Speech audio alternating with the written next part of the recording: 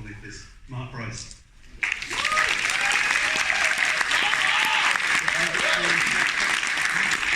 Oh, hello. Oh, your voice is louder. Thank you so much for coming, guys. I was told to keep this quick so we can talk more in the Q&A afterwards. I really hope you like it. I had a blast making it. Don't make excuses about it being cheap. There we go. Cool. Yes, I hope you like it. Is that good? That's good. It was quick. I prepared nothing. I'm the worst. Well, don't worry, we've got a very unprepared Q&A after the screening too, so stick around. We value your questions, so speak to you soon. Thank you very much. Ladies and gentlemen, Marc Price.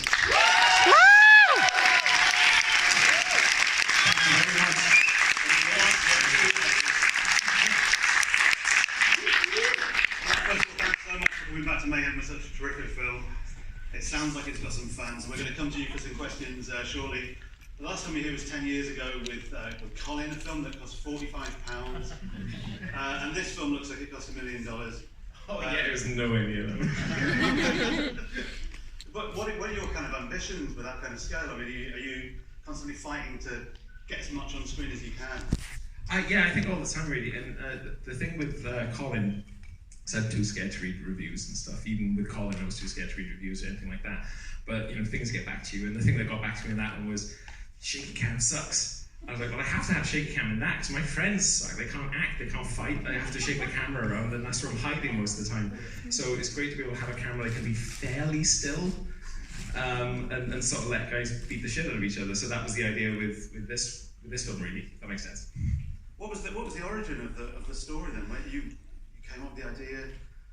it was a weird one. So the guy that gets burnt to death, Phil DeGuara, he's an actor friend of mine, and he phones me up, and I always do a really bad impression of him. I sound like fucking Rick and Morty, like, Pricey, you gotta make a film in this shit scene. It's not even Cockney.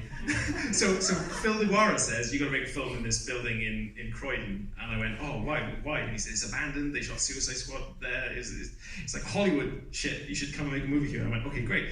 So I came up with an idea that I thought could be shot there. We got a budget for this, very small budget, but when we went to that guy and said, hey dude, we hear that you drink with Phil in the pub. Can we make a movie in your abandoned building in Croydon? And he went, yeah, 50 grand. I was like, fuck, that's 10 grand more than we have. So we had to come up with a new place to shoot this, and we found a derelict building, like a Bosch factory. They asked us to paint out all the Bosch logos, but I think a couple are still in there. And that's it, so that's where we shot that movie. So we just shot this movie in a building that was actually rigged for demolition. We only had it was a 2.5 week shoot. It was coming down in the half week at the end. I didn't tell my producer that they said it was really rigged for demolition. No, it was going to be, wrecking ball style, so there was no, You can see the wrecking ball out the window. And a bunch of guys waiting, I think, at the end, of batteries not included. Who the fuck references batteries not included? I'm sorry. So it was just kind of like that, really. So it was no explosions. So they were fine. We were talking earlier about your references as well. Like with things like Living in Oblivion. Yeah. What were the influences for it, especially as a martial arts film as well? What are the kind of key influences for you? Well, the main films that I looked at, I really loved and thought, we could do something like this, but was like Living in Oblivion, Trespass from the 90s, and Judgment Night from the 90s, which has a wicked score that I used to listen to when I was a teenager, which is just rap and metal. Cypress Hill and fucking Pearl Jam together at last, so that really excited me. So something like that. But the martial arts element came in because I knew JP from a few, we just sort of met through a couple of the projects. I was like, you can do all the stuff that I've always wanted to do, where I don't have to shake the camera around. This is great. So I just started writing projects, and this one came along, and yeah, we made this one. It sounds like, from my perspective, I'm really naive when it comes to filmmaking. I'm someone there thinking, well, how do you plan something like this? Are you genuinely scripting all the way through? Are you thinking about it stunt by stunt? It's the same as, the worry I had was, I didn't want it to be an action film necessarily. I wanted it to be like just a story, a really fun story with some fun characters. My biggest worry was that the action would be the only thing people would like. They say, oh, the action was great, but the rest of it was okay. That was my biggest sort of worry with it. So I was always trying to write something that fit with the characters really. So that was my main goal. I'm sure I didn't answer your question, but I'm sure I waffled there. I do that a lot. I'm really It was sneaky. enough. But when you're out sort of scripting it, or when you're on set, is there a difference between your scripted material and you could try and keep it loose? Is there a level of improv that takes place? Yeah, and I kind of forget what it is. There's a couple of lines in this that I was going, oh god, these actors are so good. That's a really funny improv, and then. It's gonna make me sound like a prick now, I'm sorry, but then I'd read the script when I'm editing and go, fuck, I wrote that, holy shit! That's okay. But it's all in the delivery, not in the writing. So yeah, so it's always the actor. But yeah, I'm always improvising. The same thing with the fights. It's, you know, we'd work on the fight sequences, and it was always a case of, because I tried to operate the camera on the fight sequences because it's easier. Those actors hurt themselves every time they're doing a block, even with pads. So I'm always trying to operate the camera so if something goes wrong, I'm the one that everyone throws evils at, rather than my poor camera operator. You've got a very short shoot, haven't you? I mean, is it 17 days? 17 days for this one, yeah. So, is it one of those things where you've got to keep moving and you can't stop, or is it kind of, you can actually start working with people and trying new stuff out?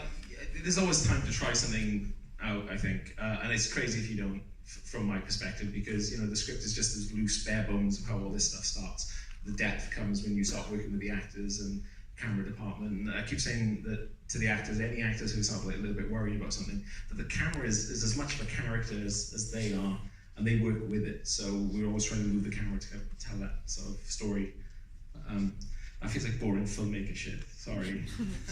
Bad. I'm sure people don't mind. I'm sure there's some filmmakers out there as well.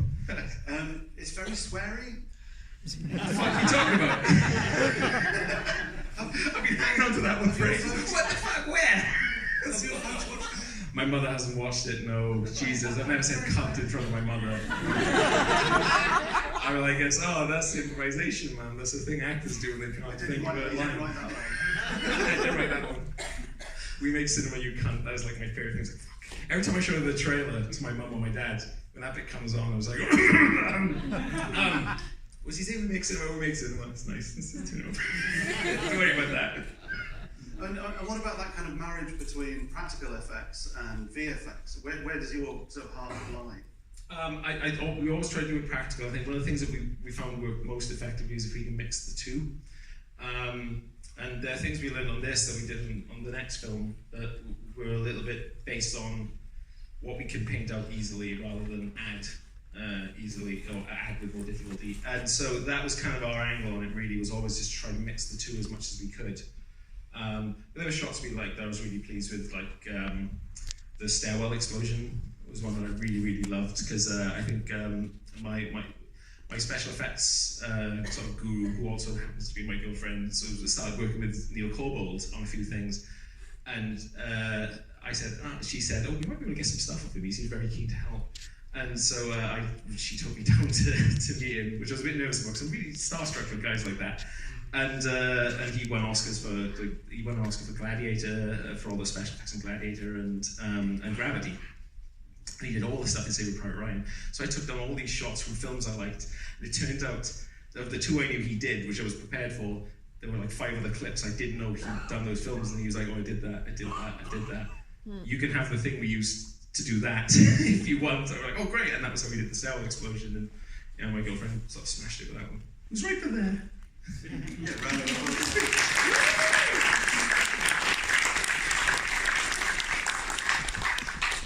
After Colin, you took a sort of detour into drama, that's a sort of relatively straight drama. A very moving story about family dealing with grief. Yeah. And then watched it.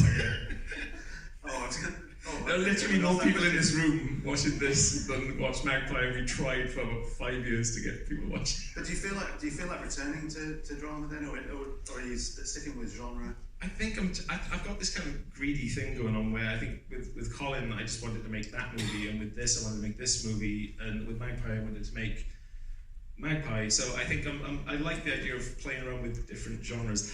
I think this one fits really nicely for me because it has a good mix of the character stuff that I love, the action stuff that I love, and it just, this one, everything seems to fit really nicely for the things I love the most. So I kind of want to do something that's more in line with this really, that sort of, they can, if you're watching a movie, you're doing this constantly, you know. So I kind of enjoyed that moment where we kill Caitlin the Canadian, and then 3 minutes later we got this wily coyote dude splatting into the ground having fallen out a window, and I was like, you know, if I can have both of those moments play within a minute and a half of each other, then that's exciting. Do you feel like you've got all those kind of those sort of colours you can work with them because you've been constantly experimenting? So you can always say, let's try this emotional beat, and then we'll shift to something more comic. Yeah, it's kind of like, I think it's just like being a fan of film, and I guess like Spielberg and Hitchcock and those guys who do that so well. And so if you sort of like try for that, even when you fail, you end up with something a little bit more interesting than if I got really nervous and said, no, serious film from start to finish, or funny film from start to finish. It's nice to have those layers, that shifting too. And Colin had that as well. Colin wasn't just a sort of straight zombie film. It's told from the point of view of the zombie character Colin, and very moving. I think humour is a key to getting you on board with a character, because we can all relate to failure. So those characters fail, and it's just kind of getting you to connect with them on some level. So if you can do that, then the characters can be kind of assholes like the director of this film, but then hopefully he earns his stripes back by the end when he does things that terrify him and ends up ultimately dying. When you're thinking about making a film about filmmaking, and we talk about living in oblivion, does sort of life imitate art? Or the other way around, do you start thinking, well, this is just like the experiences I've had, or... You know, I haven't had many experiences like that. I'm more safety conscious. I wouldn't take people into a building rigged with explosions and say, don't worry about it, that's not how fucking dynamite works. I wouldn't do that. But you are in a building that's going to be demolished. It was, but it was a wrecking ball. That's different. It's fine. Those guys worked during the day. We shot this at night. It's fine. And do you feel like returning to horror? You know what? Yeah, there's always something that's like, you go, ooh, this might be quite fun. I like the idea of trying to do something that's absolutely terrifying, which we didn't do in Colin, and I don't think I've never attempted really. I think I've always sort of teased it, but never really committed, so maybe I need to get a little bit braver and do something that I can try to genuinely frighten people with. Yeah, get braver. Let's go to the audience, see if they've got any questions. Is there a microphone going around? There is, so if you have got a question, put your hand up and the mic will come to you. And if you haven't got a question, we'll carry on with the Q&A. But don't be shy. I can't see anybody. I've got a question. I can see a question over there. Yeah. All the way around. Who was it, sorry? All the way over here. One over here? Yeah. Oh, okay. All right, keep going. I can see a hand shoot up over there. Is there a hand over here? Thanks. Yeah, hi Mark. Oh, is it on? Hello. Is that on? Yeah, it should be. We can hear you. Give me one of these. I'll shout. Can you hear me if I shout anyway? I can, yes. Okay, so Mark, first of all, thank you. That film absolutely rocked for me. Oh, cheers. You're welcome. Amongst all the other parts of the film, that I really enjoyed, the comedy and whatnot, but I'm a big martial arts fan myself, and I'm really struggling to find, to handle the idea that you managed to get all those fight scenes done and that whole film done within that budget.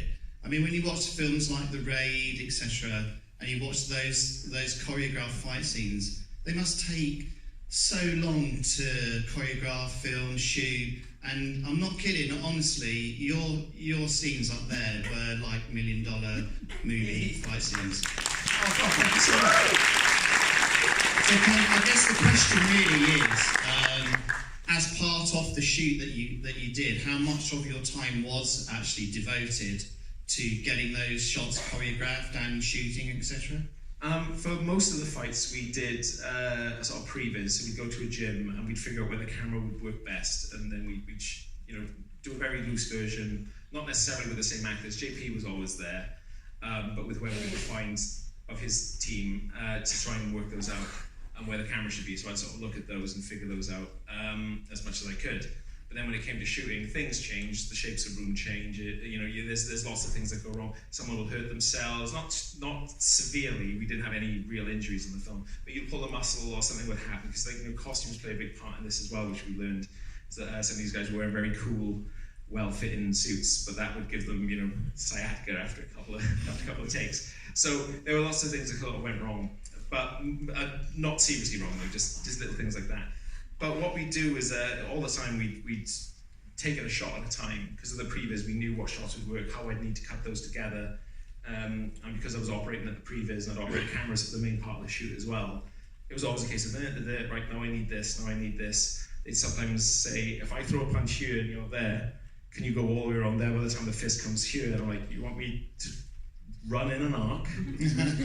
Whilst your fist goes in a straight line at that speed? I said, I can't. So how about you grab him, turn him around, and then do it here, and I'll just stay here. How's that? So things like that we'd come up with. But things like the knife fight, which is one of my favourite fights in the film, those guys didn't rehearse that. They spoke to each other over Skype because Hong lives in Manchester, JP was in London, so they'd talk through moves, they'd rehearse things a little bit over Skype. That's crazy. Yeah, I didn't see any of, and then I showed up on the day and I was like, right, I'm going to stand here, let's see what we can do. And so I was working the shots out during the shoot, and the high angle wasn't planned. I just went, I think I can climb up there and stick the camera down. And so I would do stuff like that and say, this would be quite cool for that shot, and I'll go over here for this one.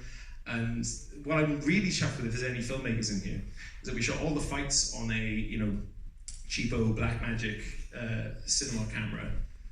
The rest of the film was shot on a 50-gram red cam. So we intercut those shots. My way to get out of trouble was I would shoot the shots as planned, but I'd always have the red cam on a long lens.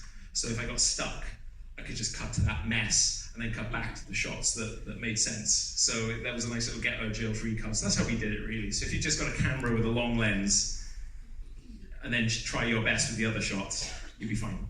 I can't even get my leg above a foot high, so screw it. Thank you very much, Mark. Thank you very much. Thanks. Thanks. And there was another question over here. Oh, Sorry. It really awkward if it was the exact same question. I was like, where's the person? Sorry. I was going to ask that.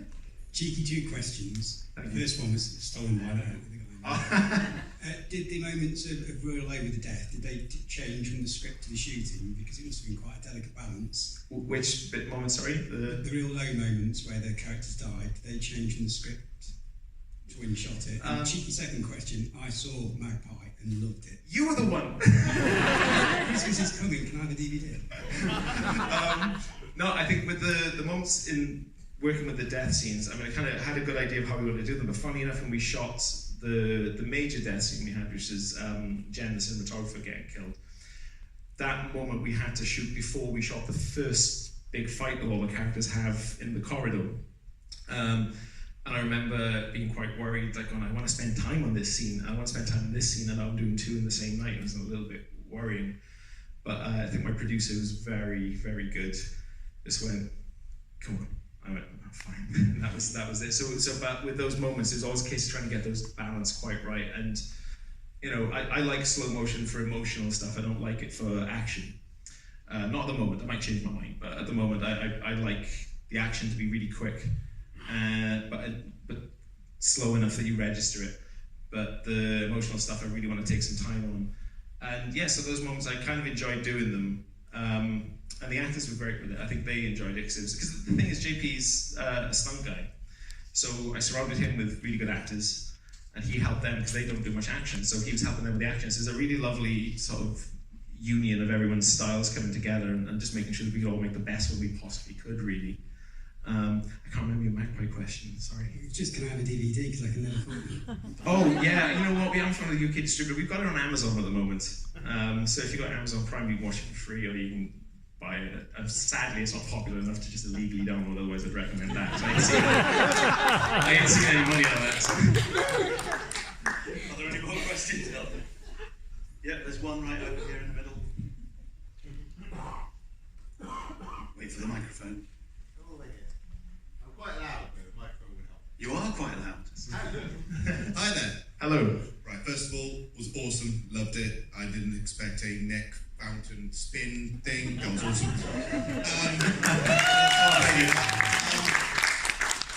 The question I want to ask is, when at the beginning, when they were actually setting up all the film crews getting set up, a lot of that felt very real to me, because as a sound recorder in particular, I do that same complaint all the time.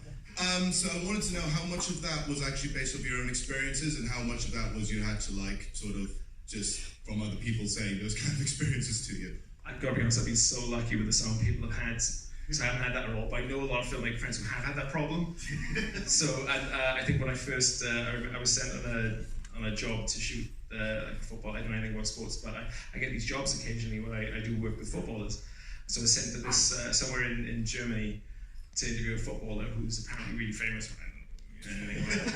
And the sound recorder went through and was doing this noise, and I was like, oh, yeah, spitting everything. It's just like the absolute. I was like, wow, what the fuck is that noise? How do you do that? Which Nicky couldn't do. So he just went, and he just did his thing. But yeah, and I thought that's a really interesting thing. That's how they're checking the sound. That's amazing. I don't know what this technology is that they're doing with their voices, but great. So I just thought I'd stick that in. Yeah. And then I sort of threw my confusion to Adam, except because it's an annoying noise. But I don't want to say to some dude that got on a plane with me who I didn't know and I had to go for a pint with after our job. I don't want to be like, dude, what the fuck? What is that? But that guy's a really good friend of mine now. So he didn't do the sound of this film. He had better work that paid better. But that's where I kind of got that idea from. Just that. And all those film things, I've heard of them. I mean, I've never been in the situation that Marshall's in. I kind of think the better way to make a film is to get everyone on your side and be nicer about it, because everyone comes into a film wanting to be there. It's, you scare them off as the shoot goes on if you become a prick. So try not to be a prick. Try not to be a prick is the best filmmaking advice. I'd had that on a t-shirt. Along with We Make Cinema You Come, which just cracked. That was we were struggling with that thing, because I'd written this whole scene where Adam McNabb was meant to say, we make cinema, if there's nothing worth dying for, this is it. And I thought, oh, that's really cheesy, I can't say that. And then Nicky Evans said, why don't you do it like that bit in Dead Man's Shoes, where he goes, what are you looking at? You cunt! And I thought, oh, okay, let's try it. And then Adam did it, and they had to send me out of the room because I was just pissing myself. I managed to just get one take. Just a little bit soft as well, because it was the only one we got, and I was like, we'll never get better than that, let's go with it. And that was our shot. But yeah, we're just making stuff up as we go sometimes. So. Mark, I'm afraid I have to ask the last question. Okay. You've just finished making a Western. When can we see it? The Western was a weird, because that happened. We were trying to get money for this film, and we had a note back that someone else offered money to do this. So this other company said, well, do you want to do a Western as well? And I thought, oh shit, 2 jobs, that's amazing, I could do it with another job. So I said yes, and after working nights doing that for days, it was amazing. It was so easy compared to this. Doesn't mean the film's any good. I was a little bit worried. But yeah, this is me waffling because I forgot the question. When can we see? Okay, so that's coming out in December, I think, in the US. So Sony US have got that, classic straight to DVD for that one. But then we've got. But they like it though. They're not like, oh, straight to DVD, fuck this. They seem really happy. They've made lots of films and they don't like any of the films that they've sort of made, but they want to screen this one for investors. So that might get a 3rd job if all goes well. Until then, I'm going to be drinking. Real stories about the film industry. That's searing insights. Ladies and gentlemen, we've run out of time, I'm afraid. I think Mark's bound to be in the bar. Yeah. So thank you very, very much for coming to Mayhem, and thanks so much for bringing the film. Thank you very much. We'll have you back soon.